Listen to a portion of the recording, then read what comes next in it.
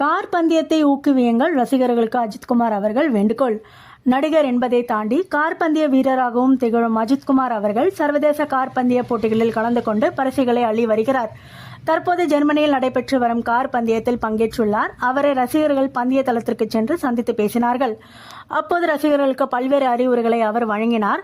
அவர் பேசும்பொழுது கார் பந்தயத்தை ஊக்குவியுங்கள், கார் பந்தயத்தில் ஈடுபட்டு வரும் இந்திய வீரர்கள் அத்தனை பேரையும் முன்னிலைப்படுத்துங்கள், இந்த விளையாட்டை மக்களிடையே கொண்டு செல்லுங்கள், என்னை மட்டும் அடையாளப்படுத்தி பேச வேண்டாம், இந்த விளையாட்டு உடல் ரீதியாகவும் உணர்ச்சி ரீதியாகவும் எவ்வளவு சவாலானது என்று மக்களுக்கு தெரியப்படுத்துங்கள், வீரர்களின் கஷ்டங்கள் நிறைய பேருக்கு தெரியவதில்லை, நிச்சயம் ஒரு நாள் இந்திய வீரர்களும் ஃபார்முலா 1 கார் ரேஸ் மட்டுமல்ல அனைத்து விதமான ரேஸ் போட்டிகளிலும் சாம்பியன் ஆவார்கள்.